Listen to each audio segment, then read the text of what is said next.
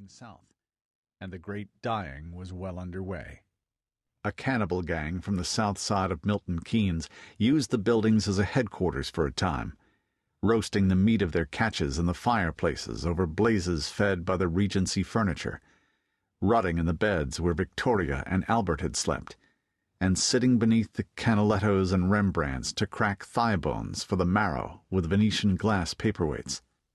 They turned on each other when prey grew scarce, and the last died of typhus on Christmas Day of 1998, shivering and comatose, and alone.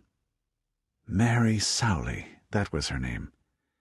Bugger me blind if it wasn't 10 years ago to the day.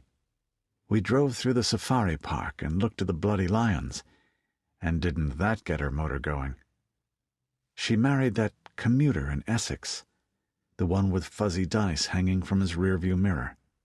God alone knows where the poor bitch left her bones. Hope it was quick. Bicycle-borne scouts from the Isle of Wight scoured Bedfordshire in the spring of 1999. The smaller island off the south coast of the Greater had kept 200,000 alive in the wreckage of a world, but resettling the British mainland was urgent. Their main concern was to see where a useful crop of volunteer wheat could be reaped from fields unharvested the previous year, and find the tools to do it. But on instructions from new-crowned King Charles III, they made a stop at Woburn and a cursory attempt to board up windows and close doors as well, to protect the pictures and porcelain within.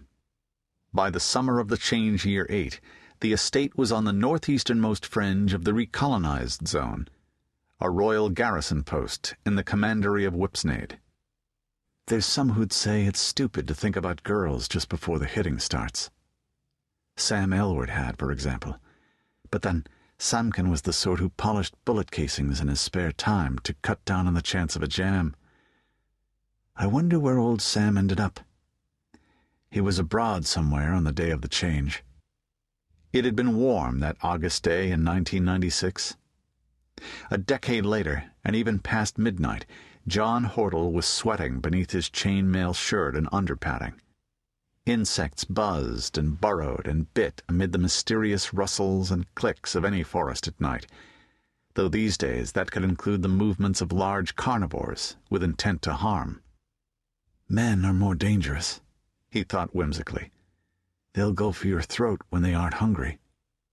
He could smell the intense yeasty smell of the dirt scuffed up beneath him as he crawled into position, where grass and thistles stood tall. Training could let you move soundlessly. It didn't make you any lighter, and John Hortle had reached 6 inches over 6 feet when he turned 20 in the year of the change. He'd never been fat, but the only time he'd been under 250 pounds was that winter and spring, when the rations on the Isle of Wight had gotten just short of starvation amid hard labor and wet chill.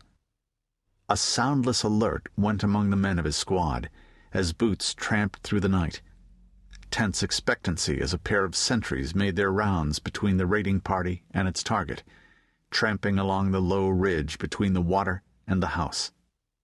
Vicious Sids, he thought, motionless but acutely conscious of the speeding of the blood beating in his ears.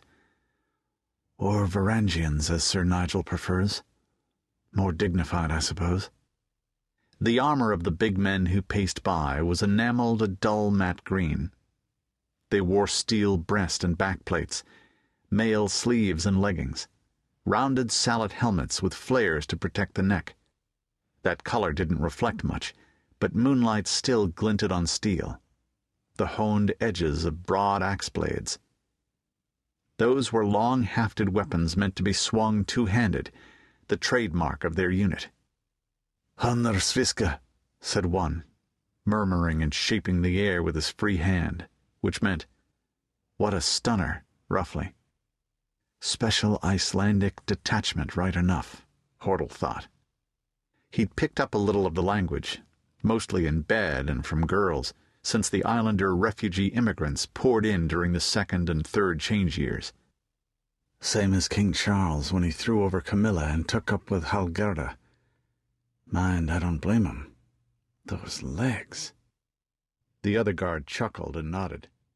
Han heldur afram og agfram.